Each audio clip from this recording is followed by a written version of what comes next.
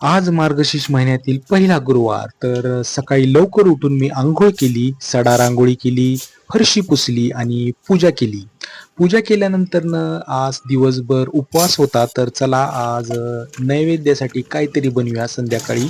तर मी आज कुकरमध्ये करणार आहे. तर चला आज मी कुकर कसा लावायचा ते सांगतो तुम्हाला. तर 1 वाटी तांदूळ घेतलेला आहे, स्वच्छ धुतलेला आहे आणि त्याला 2 वाटी पाणी घेतलेलं आहे. आणि जेव्हा भांड्यात भात करायचा असतो त्यावेळेस 3 वाटी पाणी घ्यायचं, पण कुकरला लावायचा असतो त्यावेळेस 2 वाटी पाणी घ्यायचं.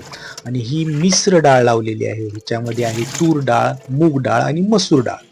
तर ह्याच्याबरोबर आता आपण हळद आणि थोडंसं हिंग घालणार आहे, जेणेकरून त्याला पिवळा कलर येईल आणि लवकर डाळ शिजेल. तर कुकर घ्यायचा, कुकरमध्ये ही जाळीची प्लेट ठेवायची, त्यात थोडा लिंबू टाकायचा आणि थोडं पाणी टाकायचं. पहिलं भांडं ठेवायचं ते डाळीचं, दुसरं भांडं ठेवायचं तांदळाचं आणि तिसरं पॅक बंद ठेवायचं आणि झाकण लावायचं आणि कुकर गॅसवर चढवायचा. 3 शिट्ट्या होऊ द्यायच्या. आणि आता मी डाळीची आमटी करणार आहे मेथीची भाजी घालून.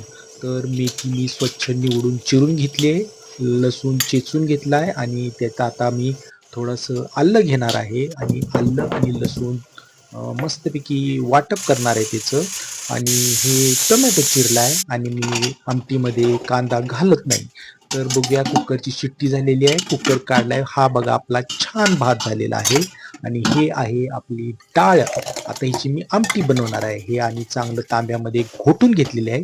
तर इकडे मी चपाती बनवलेली आहे. ही माझी एक चपाती झालेली आहे माझ्यापुरती. आता मी आमटीची तयारी करत आहे. ह्याच्यात घातले तेल, आलं लसूणची पेस्ट आणि टोमॅटो. आणि टोमॅटो घातल्यानंतर चांगलं परतलं घेतले आणि इथं मेथी घातली.